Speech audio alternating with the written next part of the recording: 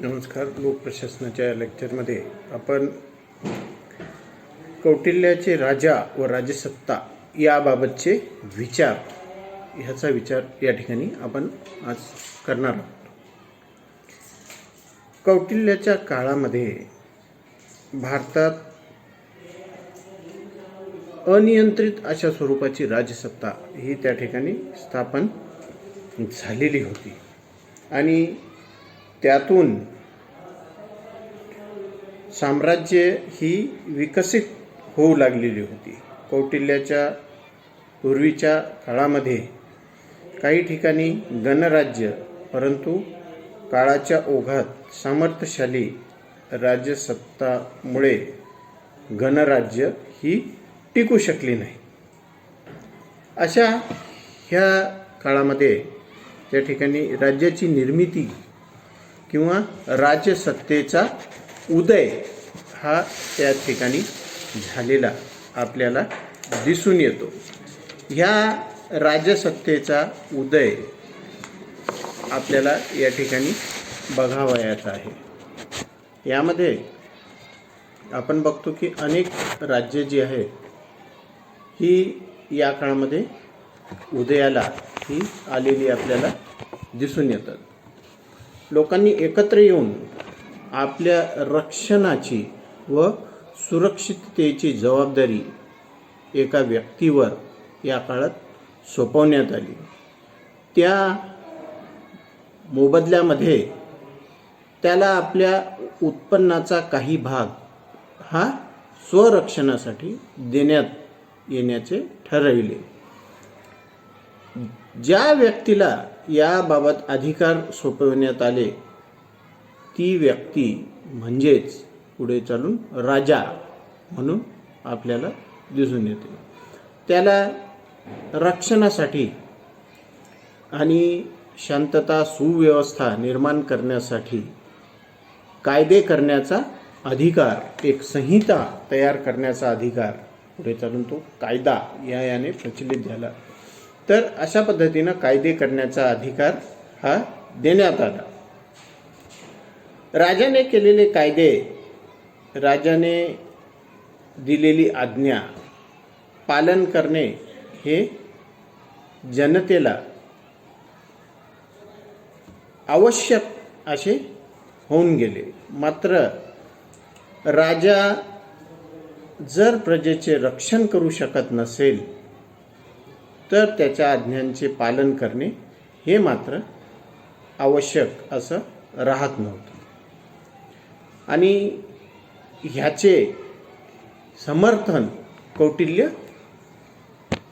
करतात. कौटिल्यांच्या मते की राजा हा जनतेच्या रक्षणासाठी सक्षम असायला हवा. जोपर्यंत तो सक्षम आहे त्याच्या सर्व आज्ञा ह्या जनसामान्याने मानायला हव्या आणि तो जर सक्षम राहिला नाही तर त्याच्या आज्ञा, त्याचे आदेश पालन करण्याचे काहीही कारण राहत नाही. राजा या शब्दामध्ये राज हा धातू असून त्याचा अर्थ नियंत्रण करणे असा होतो, शासन करणे असा होतो. राजा हा शब्द सर्वश्रेष्ठ अशा अर्थानेही वापरला जातो. त्या ठराविक भूभाग, क्षेत्र ज्याला आपण राज्य म्हणू, त्यामध्ये सर्वश्रेष्ठ म्हणून राजा असे गणण्यात येऊ लागले. आजही आपण बघतो की साहित्यामध्ये किंवा इतरही क्षेत्र जसे की क्रीडा घ्या, इत्यादी क्षेत्रातील सर्वश्रेष्ठ जे व्यक्ती असतो, जसं की साहित्यामध्ये सर्वश्रेष्ठ व्यक्तींना आपण साहित्य सम्राट, नटसम्राट, क्रीडा सम्राट अशा प्रकारे उल्लेख आजही आपण करतो. राजातील तेजस्वीपणा लक्षात घेऊन राजा हा शब्द देव या अर्थानेही कौटिल्याच्या मते वापरण्यात येत असतो. राजा हा कौटिल्याच्या मते विष्णुदेव याचा अवतार असतो आणि याचे संदर्भ प्राचीन ग्रंथातही मिळतात असे त्यांचे मत आहे. प्राचीन भारतीय विचारवंत राज्य हा शब्द वापरलेला आहे, मात्र त्याचा अर्थ राजाचे किंवा राजाच्या अधिकार क्षेत्रात येणारे ते राज्य असाच त्यांनी घेतलेला आहे. राज्याचे वर्णन आणि राज्याच्या घटकांमध्ये स्वामी म्हणजे राजा, अमात्य म्हणजे मंत्री, जनपद राष्ट्र, भूप्रदेश जमीन, दुर्ग किल्ले, कोश खजिना, बल सैन्य, मित्र राज्ये या 7 अंगांचा किंवा घटकांचा यामध्ये कौटिल्याने समावेश केलेला आहे. अशा प्रकारे प्राचीन भारतीय राजनीतिज्ञ जे होते त्यांनी सप्तांग राज्य या 7 घटकांचे किंवा 7 अंगांचे राज्य ही कल्पना मान्य केली आहे. कौटिल्याने त्याच्या अर्थशास्त्र या ग्रंथात राजा आणि राज्य यात फरक केलेला नाही. राजा म्हणजेच राज्य असे त्याचे मत होते. राज्य म्हणजे दुसरे काही नाही तर सार्वभौम स्वामित्वाचा आविष्कार असे कौटिल्याचे मत होते. राज्यमिती प्रकृती संक्षेप असे कौटिल्याने वर्णन केलेले आहे. राज्यामध्येच राज्याच्या सर्व इतर 6 घटकांचा किंवा अंगांचा त्या ठिकाणी समावेश हा होत असतो. हे सर्व बाबी प्राचीन काळात राजाच्या नावानेच राज्य ओळखले जात होते. जसं हरिश्चंद्राचे राज्य, रामराज्य अशा पद्धतीनं राजाच्या नावानेच ते राज्य ओळखण्यात येत होते. तर अशा राजाचे गुण काय असावे? कौटिल्याने आपल्या अर्थशास्त्र या ग्रंथामध्ये राजाबद्दल, राजसत्तेबद्दल सविस्तर असं वर्णन केलेलं आहे. त्याने राजाच्या अंगी कोणते गुण असावे, राजाचे वर्तन कसे असावे, राजाची दिनचर्या कशी असावी, राजाची कर्तव्य कोणती इत्यादी बाबत सविस्तर असं वर्णन केलेलं आपल्याला दिसून येतं. राजा हा सर्वश्रेष्ठ सार्वभौम, त्याच्या अंगी तशाच पद्धतीचे गुण असले पाहिजेत असे कौटिल्य मानतो.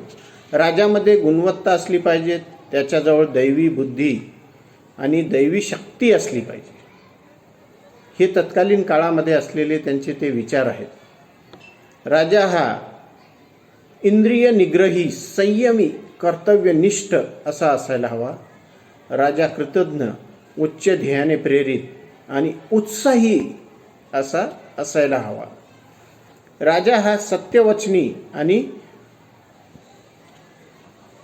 स्पष्ट बोलणारा असला पाहिजे. राजा हा उच्च कुळातील लोकांचे, वृद्धांचे आणि अनुभवी लोकांचे मत ऐकून घेणारा असला पाहिजे. राजा वृत्तीने धार्मिकही असणे आवश्यक आहे. राजा हा दृढ निश्चयी, नियंत्रणाचे पालन करणारा असा असला पाहिजे. तसेच त्याची उत्तम त्याच्याकडे वक्तृत्व शैली असायला हवी. त्यात विविध कला यांचे गुण जोपासणारा असावा. युद्धशास्त्रात निपुण आणि संकटसमयी योग्य ते उपाय करू शकेल ही गुणवत्ता त्याच्यात असावी. राजाने सर्व गुण संपन्न होण्यासाठी विविध विद्या प्राप्त करून घ्यायला हव्यात असाही विचार कौटिल्याने मांडला आहे. विद्येने सुसंस्कृत झालेला राजा प्रजेला योग्य मार्गदर्शन दाखवितो आणि प्रजाहिताविषयी दक्ष असलेला राजा पृथ्वीचा एकछत्री सत्तेचा उपभोग घेतो असे स्पष्टीकरण मात्र कौटिल्याने या ठिकाणी दिलेले आहे. राजाची कर्तव्य किंवा राजाची कार्य काय आहे तर त्यामध्ये नवीन प्रदेश लागवडीसाठी आणून तेथे वसाहती स्थापन करणे, शेतीचा विकास संरक्षण करणे, बंधारे तलाव बांधणे, पशुसंवर्धन करणे, व्यापारासाठी सुरक्षित रस्ते ठेवणे, हानी सुरू करून त्याच्याशी संबंधित कारखाने हे स्थापन करणे, राखीव वनात हत्तीची जोपासना करणे, राखीव जंगले ठेवणे, जंगल संपत्तीचे रक्षण करणे, किल्ले बांधणे, तसेच राज्याचे आणि प्रजेचे संरक्षण करणे, राज्यात शांतता सुव्यवस्था ठेवणे, समाजातील सामाजिक व सांस्कृतिक कार्यात सहभागी होणे, राज्याचा सातत्याने विस्तार करणे, म्हणजेच आपले साम्राज्य सातत्याने वाढविण्यावर राजाने त्या ठिकाणी भर देण्यात आला पाहिजे. राजाने आपला वेळ आणि शक्ती ही प्रजेच्या सेवेत खर्च केली पाहिजे. तो राजा आपली कर्तव्य पार पाडू शकत नाही. तो त्या राजाला दुःखाचा सामना करावा लागतो असे कौटिल्य आपल्या विचारात म्हणतात. राजाने खऱ्या अर्थाने धर्माचे रक्षण करावे आणि खऱ्या धर्माची प्रतिष्ठापना करावी. तसेच दारिद्र्यामुळे प्रजा लोभी बनते, त्यातून असंतोष निर्माण होतो आणि असंतुष्ट प्रजा शत्रूला नेहमी साथ देत असते, आपल्या स्वामी विरुद्ध बंड करते. म्हणून राजाने गरीब, गर्भवती यांची अपत्ये, तसेच वृद्ध, मानसिकदृष्ट्या दुर्बल, असहाय्य, निराश्रित मुले अशांना कायम मदत करावी. राजाने स्वतः सद्गुण संपन्न आणि सामर्थ्यशाली होण्यासाठी प्रत्येक विद्येचे महत्त्व ओळखून ती विद्या ग्रहण करण्याचा प्रयत्न केला पाहिजे. अशा पद्धतीनं या ठिकाणी राजा आणि राज्य या संदर्भात कौटिल्याने आपले मत व्यक्त केलेले आहे. धन्यवाद.